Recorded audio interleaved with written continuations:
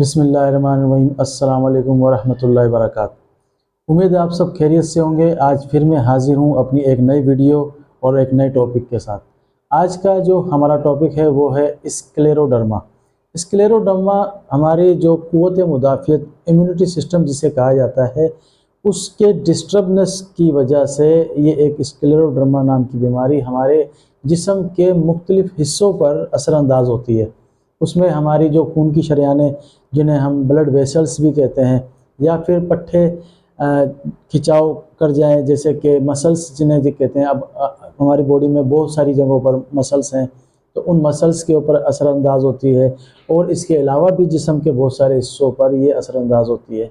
जब ये क़ुव्वत मुदाफ़ियत अपना जो प्रॉपर वर्क ना कर रही हो, तो उससे पैदा होने वाली जो स्क्लेरोडर्मा नामी ये बीमारी हमारे जिस्म के मुख्तलिफ़ हिस्सों के साथ हमारी आँख पर भी असरअंदाज करती है। हमारी आँख के जो मसल्स होते हैं, पट्टे, जो कि हमें नज़दीक देखने में, दूर देखने में मदद करते हैं, उनके ऊपर भी थोड़ा सा असरअंदाज होती है। और ड्राइनेस बहुत ज़्यादा फील होती है हमें इस बीमारी के होने के बाद। अब ड्राइनेस के बारे में मैं अपनी पिछली वीडियोज़ में भी इस चीज़ का जिक्र कर चुका हूँ कि अगर आपकी आँखों में ड्राइनेस की शिकायत बहुत ज़्यादा रहने लगे, तो ख़ुसूसी तौर पर कंप्यूटर इस्तेमाल करने वाले, या बहुत ज़्यादा मोबाइल का इस्तेमाल करने वाले, या मीडिया से रिलेटेड, या फिर जो टीवी स्क्रीन का इस्तेमाल ज़्यादा करते हैं, उन्हें इस चीज़ में काफ़ी प्रॉब्लम्स होती हैं। क्योंकि लाइट रेज़ जो होती हैं, चाहे वो किसी भी सोर्स के थ्रू हमें हमारी आँखों में लग रही हों, तो वो हमारी आँखों पर असरअंदाज होती है। लेकिन अगर पहले से ही मरीज़ जो है वो ड्राइनेस की तरफ है, ड्राइनेस का शिकार है, तो वो इन चीज़ों को ज़्यादा महसूस करता है। उसे मतलब फोटोफोबिया जैसे लाइट का चुभना वो ज़्यादा महसूस होगा। और ख़ास तौर पे जो ऐसे लोग जो कि मीडिया के बीच में रहते हैं, या जो लाइटिंग को बहुत ज़्यादा फेस करते हैं, या फिर जो खेतों में काम करने वाले, या जो बाहर सेल्समैन वगैरह जो होते हैं, जिनका काम मोटरसाइकिल पे आने जाना, या फिर किसी भी सवारी पर बाहर की तरफ ज़्यादा उनका जो रुझान हो धूप की रोशनी में, तो ड्राई आइज़ जो पर्सन होगा, ड्राई आई जिसको होगी, उसको ये सारी चीज़ें मतलब बहुत ज़्यादा डिस्टर्ब करेंगी। उसकी नॉर्मल जो रूटीन है वो डिस्टर्ब रहेगी।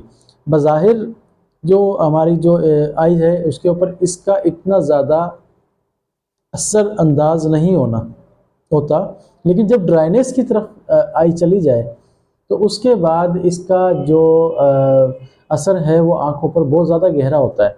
क्योंकि ड्राइनेस, जैसे कि मैं पिछली वीडियो में बता चुका हूँ कि आपको अगर ड्राइनेस की प्रॉब्लम है आँख में, तो ड्राइनेस से पैदा होने वाली और बहुत सारी बीमारियाँ आँखों में पैदा होने का खदशा हो जाता है। तो ऐसे चीज़, ये कोई इतनी ज़्यादा डेंजरस कोई बीमारी नहीं है हमारी आँख के लिए, लेकिन फिर भी कोई भी लुब्रिकेंट ड्रॉप, यानी कि ऐसा ड्रॉप जो कि आँखों को गीला रख सकता है, वो इस्तेमाल करना हमारी आँख के लिए बेहद मुफीद रहता है। और लुब्रिकेंट ड्रॉप जो होते हैं, इसका कोई साइड इफ़ेक्ट नहीं होता। तो lubricant drop just like a water, distil water, clean water, तो वो अगर आप इस्तेमाल करते हैं अपनी आँखों में, तो आँखों को ड्राइनेस से भी बचाता है, आँखों को हील रखता है, गीला रखता है उसको, और हमारी जो विज़न है उसको बेहतर रखता है।